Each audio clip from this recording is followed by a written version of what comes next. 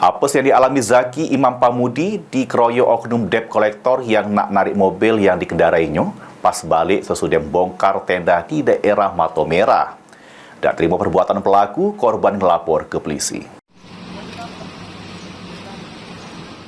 Tak terima atas penganiayaan yang dialaminya, Zaki Imam Pamudi, bujang 20 tahun ini, ngelapor ke beberapa debt collector yang sudah menganiaya dirinya ke Polsek Kalidoni, Kota Palembang. Korban Zaki Imam Pamudi mengungkap kejadian apes yang dialaminya terjadi pada Jumat 28 Juni 2024 liwat. Pas itu dirinya balik guna ke mobil pick-up sesudah bongkar tenda di daerah Matomera. Namun mobil yang dikendarainya dipepet 4 mobil yang tidak dikenalnya. Ditambah ke Zaki, ada 2 wong debt collector yang nak narik mobil yang dikendarainya.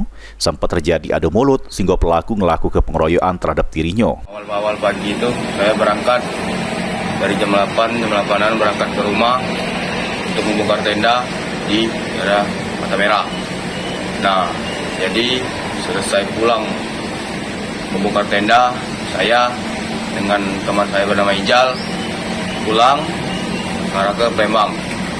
Jadi pas di jalan Matomera saya dicegat oleh 4 mobil yang memotong-motong dan saya di stop di situ dan 2 orang turun, satu dari sebelah kiri dan satu dari sebelah kanan. Yang sebelah kiri tadi masuk mobil, yang sebelah kanan tadi langsung injek pipi saya sebelah kanan.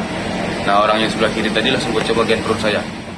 Sementara itu, kuasa hukum korban Zeldi Dwita mengungkap pihaknya sudah melapor ke oknum debt collector tersebut ke polisi, sehingga pihaknya bakal ngawal perkara ini sampai pasal yang diterapkan terhadap pelaku, yakni pengeroyokan secara bersama-sama. Zeldi berharap supaya polisi gesit nangani kasus ini karena debt collector yang sudah meresah ke masyarakat. Kita telah melaporkan perkara ini pada hari Jumat tanggal 28 Juni lalu, itu di Polsek Kalidoni. Pasal yang kita kejar yaitu pasal 170, pengeroyokan secara bersama-sama terhadap klien kami ini, saudara Imam.